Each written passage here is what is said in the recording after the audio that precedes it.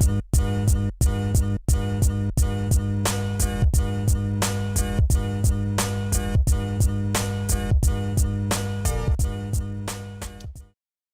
going on? Welcome into the program. This is Breaking the Huddle. This show is brought to you by Dr. Pepper. It is the one fans deserve. I am Joel Klatt, and I cannot wait to get through this show with you. And the reason is because we've got some great topics. We got to recap what was a tremendous season on Big Noon Saturday. I've got my 2024 Heisman Trophy candidates. Looking forward to next year, among some other stuff here. So let's get started with Big Noon Saturday. It was a remarkable season. Gus, Ginny, and I could not be more fortunate to get to cover some of the games and be in the environments that we get to be in. So I looked back at the games that we called, and I came up with what was my favorite moments during the course of the year. And I had to go back to the first game to find number 5, and that was Deion Sanders, Coach Prime, in his debut for the Buffaloes. This is something that we have never seen before in college football. This experiment at Colorado, Coach Prime changing over the roster, 90 new players. This is completely unprecedented.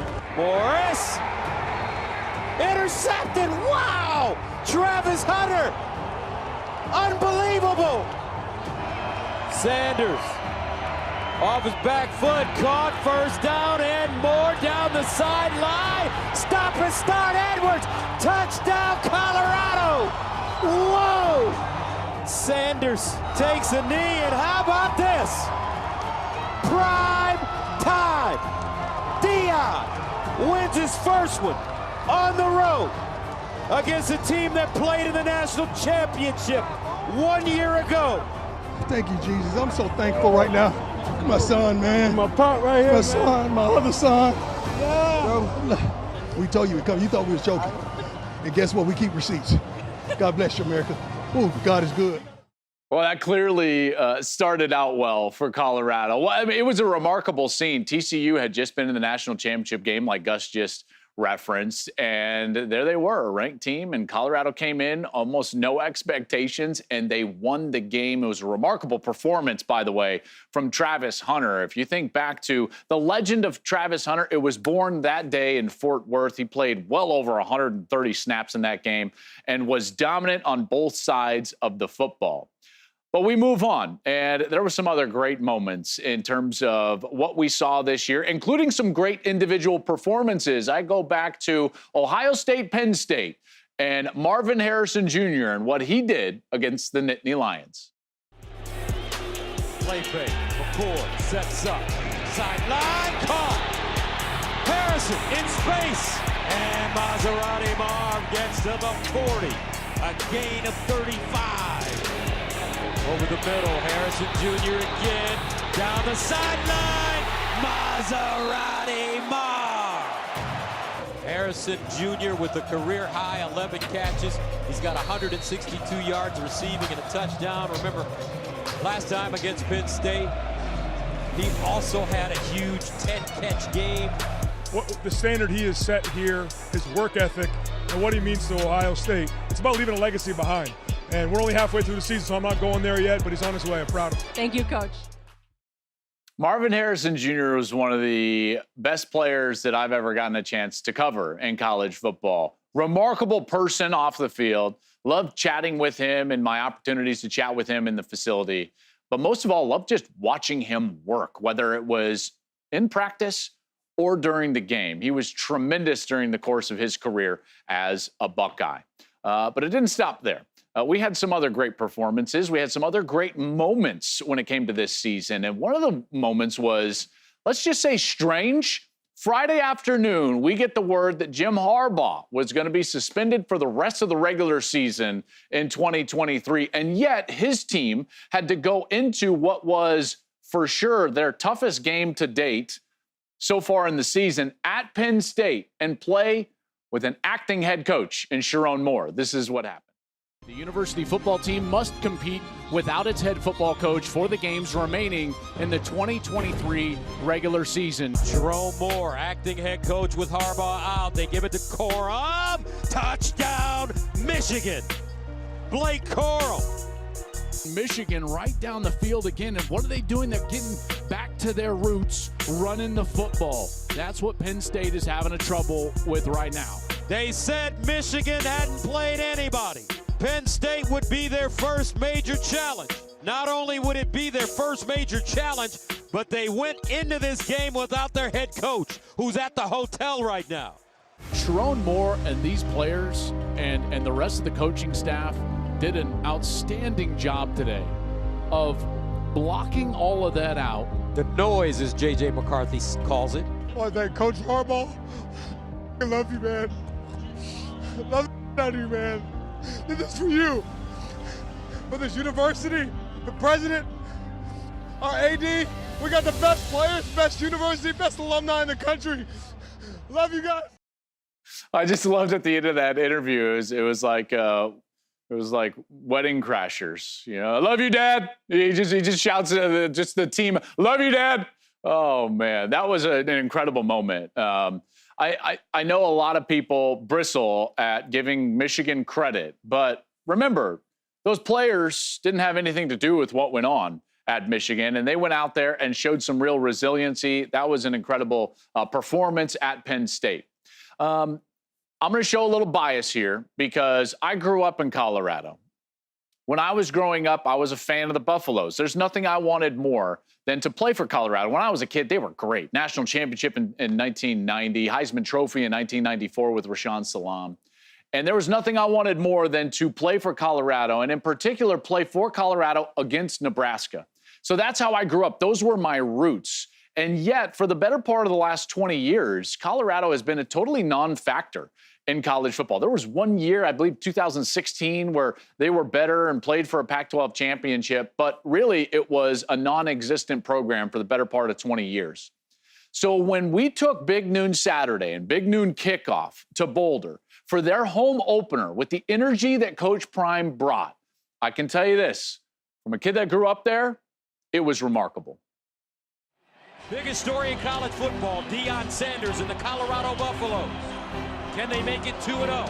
For people in Nebraska and for people in Colorado, this rivalry is the equivalent of Michigan, Ohio State, of Texas, Oklahoma, Alabama, Auburn. Can Sanders and the Buffaloes pay it off? Here's Sanders looking. Sanders winding up. He's got him in. Touchdown! Tarvarish Dawson. 30 yards of the fourth quarter. Shedeur Sanders looking. Steps up, wants a run. Touchdown, Colorado. This time he does it with his legs. And that's an old school Deion prime time dance in the end zone for Shedeur. At Colorado, 36-14, the final. And here the kids come. They are excited. This is a major release for Colorado football fans. I don't think I stumbled or stuttered when I told you we were coming. Not at all. We coming. That was quite a moment in Boulder. There's no doubt. That scene at Folsom Field. Now, it didn't finish up great for Colorado, but we'll see if they can improve themselves in this transfer portal, the high school recruiting. We'll see what happens there. Who's coming to Colorado to help out the Buffaloes? But that wasn't the best moment of the season. The best moment of the season happened in the last regular season game of the season. It's Thanksgiving week. It's Michigan and it's Ohio State. Obviously, the stakes are huge. The nation is watching. 19 million people watching the game there in the Big House. And late in the third quarter, Michigan's leader, their best offensive lineman, and their captain, Zach Zenter, went down. And what transpired was something that I've never witnessed before in my career. Got his knee rolled up on, folks, and we're not going to show it to you. It's ugly. Zenter also up for the Campbell Award, which is the academic Heisman. He'll have to go to Las Vegas in December, and you can see the concern on the faces of this team. This is their leader, Zach Zenter.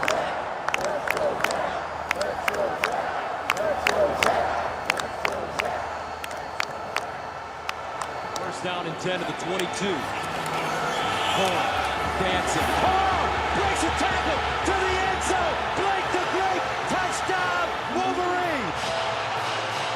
22 yards. And what a huge touchdown, flashing the 6'5", for his offensive lineman, Zach Zinter, who was just carted off the field. Pretty remarkable season on Big Noon Saturday. Those were my favorite 5 moments from the year, Gus and Ginny and I on Big Noon Saturday on Fox. It was when he flashed that 6'5", I can just tell you right now, I'm secure enough to say I was about to cry because of the emotions with Zinter on the field, had to turn around. Just from the human aspect of understanding what these kids are going through, these young men, to get their bodies ready to play and to see him go down like that, the crowd react like they did, chanting for him, Corum to score. That was quite a remarkable moment, and I'll surely remember it for a long time. A lot more coming up on the program. We have got questions from Fansville. We've got Heisman candidates 2024 and portal. My thoughts on the transfer portal. That's all coming up on Breaking the Huddle.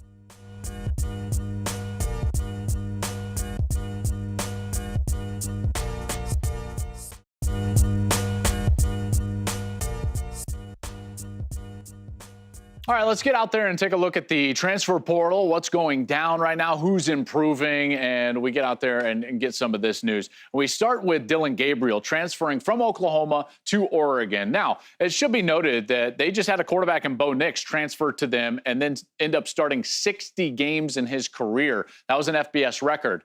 If Dillon Gabriel can stay healthy, he will actually pass that. So for the second straight year, Oregon is going to have a highly experienced quarterback, but it's a better fit than just experience. What he does, Dillon Gabriel, well, is he is a point guard. He distributes the football quickly and accurately, and that's exactly what Oregon is going to need him to do. Play efficient, get the ball to the playmakers in space, and do it quickly. I think Dillon Gabriel going to Oregon is as good of a fit as you can find in the transfer portal. So kudos to Dan Lanning. I think they got themselves a good one. Elsewhere, Colorado, again busy in the transfer portal. Coach Prime trying to rebuild his offensive line in front of Shedeur Sanders. They're basically going to try to bring in an entirely new offensive line. Now, they coupled this with a high school recruiting win. They get the #1 offensive tackle in the country, Jordan Seaton, to commit to Colorado. They got a couple of other transfers from around the country. I would expect them to get even more up front to make sure that they are solidified up front, because we know that if Shedeur Sanders has time, he's going to be a heck of a player, and that offense is going to be hard to stop. And then the last piece of news that we've gotten here, Riley Leonard is going from Duke, and now he's going to land with Notre Dame. I like the move for Notre Dame. For the second straight year, they get a highly experienced quarterback out of the ACC, and Leonard, as you know, he's got some of that athleticism, runs for a lot of touchdowns, so Notre Dame seems to have gotten their guy out of the transfer portal. But when we come back, I want to talk about next year's Heisman Trophy race. So we saw Jaden Daniels win the Heisman here in 2023, but what is 2024 going to look like? I give you my top 5 candidates when we come back.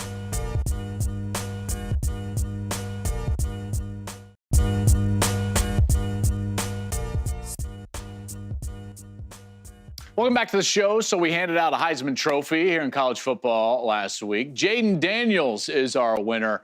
And I tell you, Jaden played incredible football. This guy's an electric player. And what he did in so many ways was historic from a production standpoint. His ability to be so efficient throwing the football and dynamic throwing the football, and yet also be dynamic running the football. It makes you just wonder. I sit there and just wonder to myself, boy, if LSU had any defense this year, what could they have done with a guy and a star like Jaden Daniels? So, Jaden Daniels, congratulations on your Heisman Trophy. And it got me also thinking about next year. Who are the players that are going to be shaping the Heisman Trophy race next season in 2024? So let's bring up a top 5. Here are my top 5 candidates. Way too early for the 2024 Heisman Trophy. Now, in the last segment, I just told you that Colorado was starting to fix their offensive line. If they're able to do that, and it looks like they are in the portal and in recruiting, then guess who I think is going to be in the Heisman Trophy race? Their quarterback, Shedeur Sanders. So he's going to be at number 5. Remember, when he has time, he is one of the better quarterbacks in the country. They've got great skill position players on the outside. By the way, the number 6 guy right here would probably be someone like Travis Hunter with his two-way ability on defense and offense. If they can protect the passer, Travis Hunter is going to have a chance to have 1,000 yards receiving. Shedeur Sanders is going to have a chance to throw for about 4,000 yards. That's how dynamic I think that they can be if they fix their front five in the offensive line. As we move down the list, though, I like Dillon Gabriel a lot. I just talked to you in the last segment about the fit at Oregon, and trust me, this dude fits at Oregon. The system that they run, what he is strong at, I think it is perfect. It's perfectly suited to go up there and have a remarkable year. We saw Bo Nix in the Heisman race, and I don't think Dillon Gabriel will be any different for the Oregon Ducks. He's at number 4. At number 3, I've got J.J. McCarthy. Now, I'm assuming in some of these that these guys are going to stay in school. Now, I don't know that to be a fact, but I'm assuming right now that J.J. is going to be coming back to school. And if he does, he's going to be in the Heisman Trophy race. Now, you can make an argument that he probably won't have the production or volume of production as other players on this list. But remember, his body of work throughout his career is going to be so good. He's only lost 1 game so far as a starting quarterback. Now he's going to have a chance to go and compete for a national championship. He will certainly be in the race for the Heisman Trophy if he comes back to Michigan next year. And by the way, he's going to have some great talent around him. He'll have Donovan Edwards still in the backfield. He'll still have Colston Loveland at tight end. So that young wide receivers as well. Now we get to the top 2. One of these guys, it's a question if he's going to be there. The other one will definitely be there. I'm going to go with number 2, Jalen Milroe, the quarterback at Alabama. This guy is sensational. And you think about what Alabama did this year of really leaning into the philosophy that allowed them to be successful with Jalen Milroe as their quarterback. So they changed philosophies, and then he developed and became much better at what they wanted and needed him to do. His ability to throw the ball down the field, his ability to affect the defense with his legs, and then here's the most important part, his ability to make quality decisions. I think that is what's ultimately turned him into what is a bona fide Heisman contender for next season. So Jalen Milroe is at number 2. And then number 1 is a guy that's going to have an offense around him that he can put up some huge numbers, and I would expect his team to be right back in the mix for a playoff spot and more, and that's Quinn Ewers at Texas. Now, you could also say, well, what if Quinn Ewers isn't there? Well, guess what? They would have Arch Manning. So in some ways, this is just like the Texas quarterback is going to have a chance to shape the Heisman Trophy race in 2024. Ewers has been tremendous. There's no doubt he's got great weapons around him, and he still has Steve Sarkisian as his play caller, which Steve's been one of the best in college football for a long, long time. So there you have it. There's my 5, and I know that there are other guys. Listen, I think you could have put Cam Rising up there. There's Ollie Gordon from Oklahoma. There's a lot of guys that I wish I could have put up here. But if you're just looking for 5, those are the 5 that I land on, and those are the guys that I'll be watching going into next season, 2024 Heisman. I already can't wait for next season, but we still have a great playoff to get ready for. But on this show, we still have to get ready for a little questions from Fansville. That's coming up after the break.